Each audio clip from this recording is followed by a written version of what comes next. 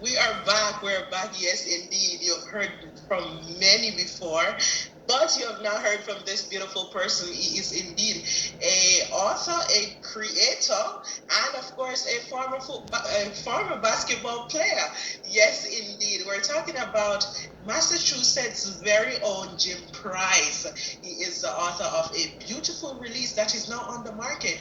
But I will not say it all. He is here to introduce himself personally. We're talking about Mr. Price. We welcome you, sir. Welcome to the Lady Tracey Show.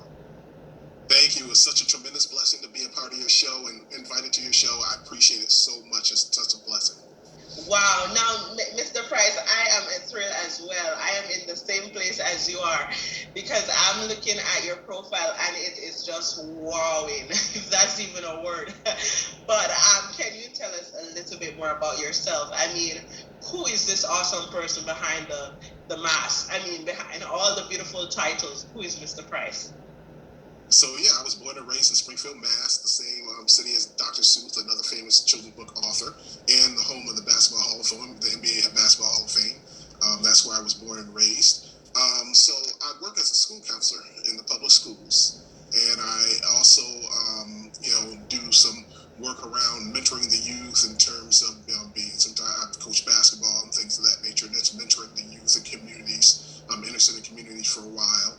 I'm also a doctoral candidate right now at American International College. So I'm involved in that and a lot of research with that, doing that part of myself. And, you know, also I take part in like doing a lot of, helping with publications for other things too, in terms of talking about inner city issues when it comes to, racism and things of that nature too. So there's a lot of things I'm involved in and keep my hand in. I also like do a lot of, book tours and things of that nature too. Wow, you're just filling it all up because I'm like, okay, he's adventurous, he's creative, he's helpful, he's motivational. Oh wow, this is just a lot in one person. Now, I noticed that your book is a series.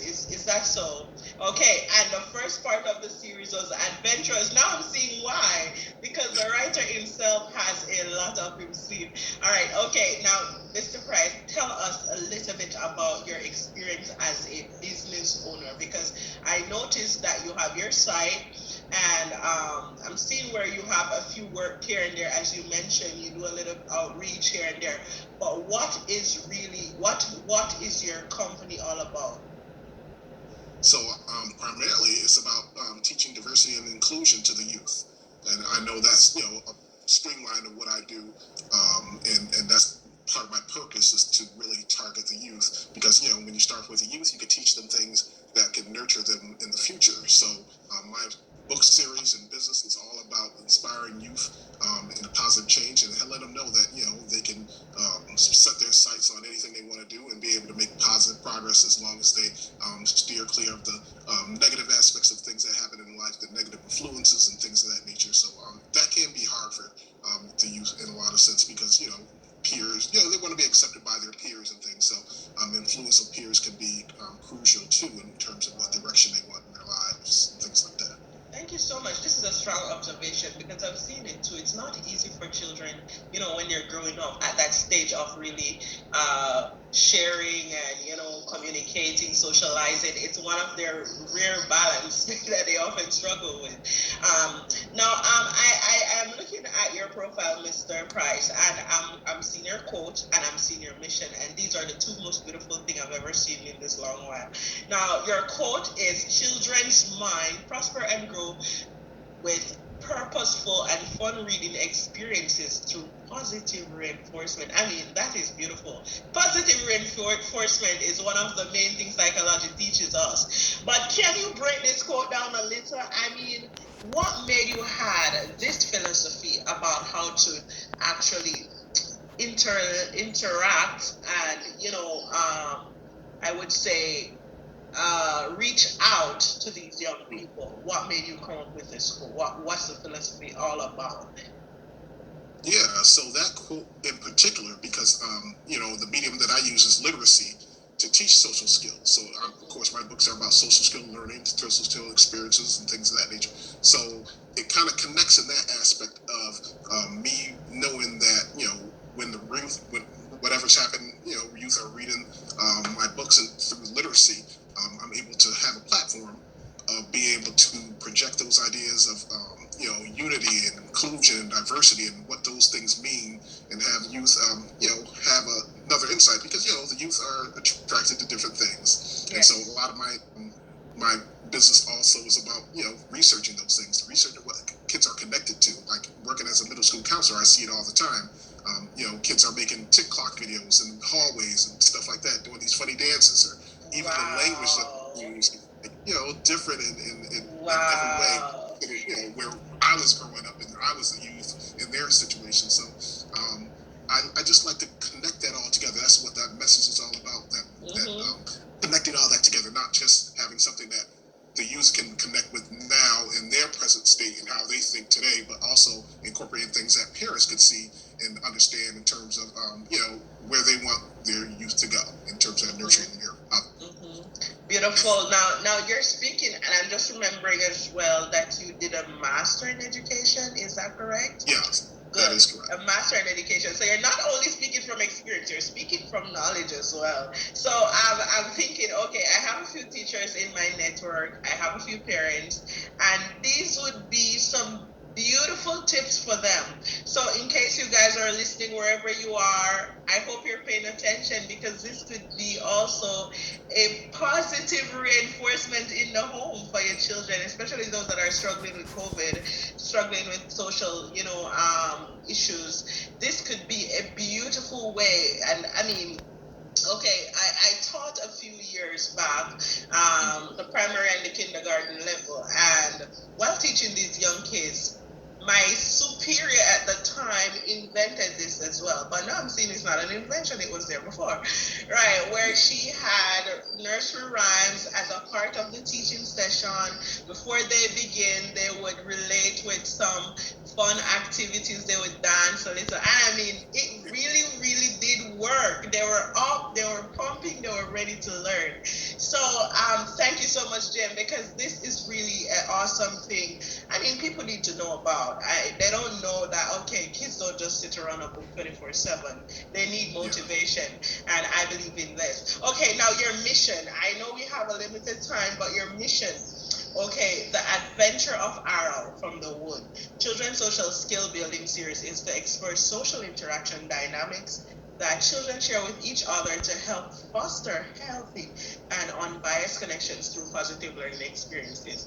Now, it's basically saying the same thing right here. But can you tell us, is there a difficult stage of your process that you can reflect on? What was the challenge, or what were some of the challenges that you had in bringing forth this mission as an educator and the author?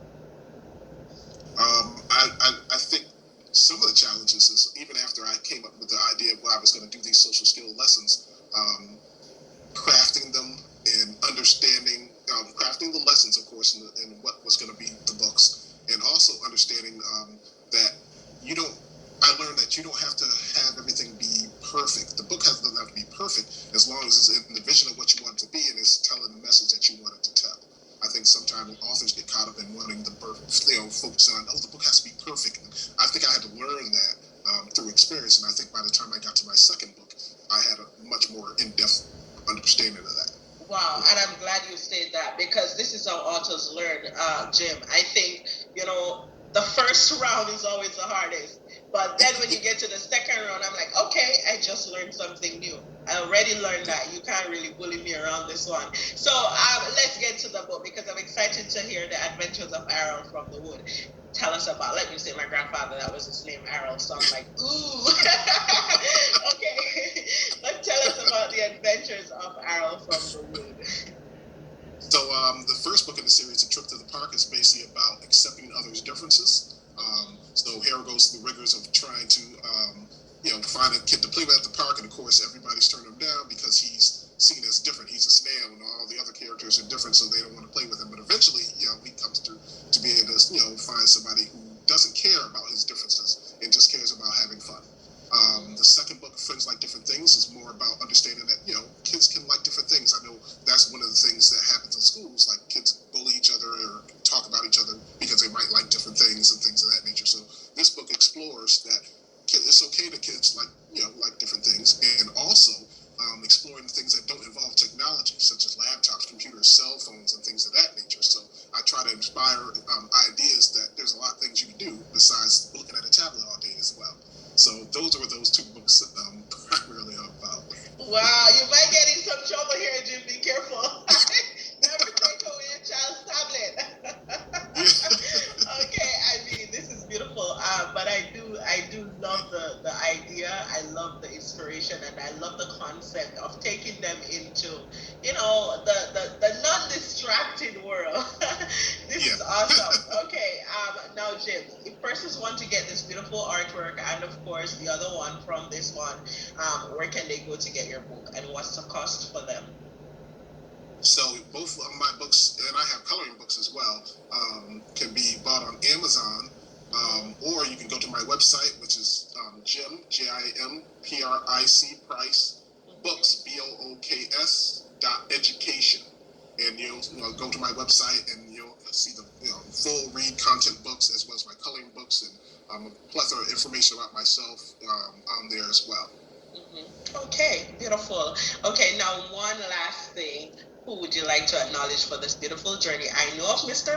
Randy, because Mr. Randy was a beautiful, person that introduced you to me, and I know he's in the loop. So, Mr. Randy, and of course, who else would you like to acknowledge for this awesome journey that you've been on?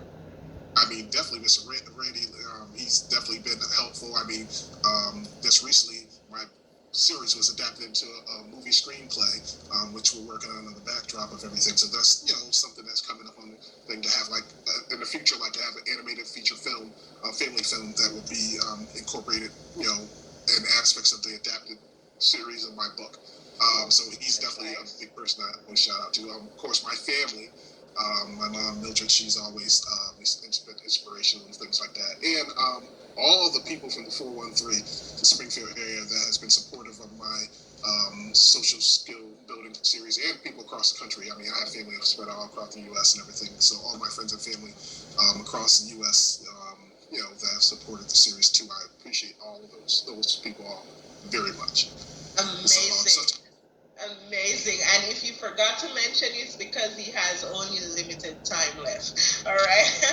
Okay, Jim. Now, is there any future plan after this? I mean, what can we expect? Because you just mentioned something that brought me up with this question. Sorry.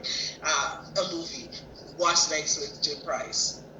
So once the script, I'm actually in the process of having the final script, the draft script revised now, and I'll have that set up by Friday. So after we get past that and get to a final draft, I'll be looking to move toward the production part of things in terms of making the screenplay into animated feature film.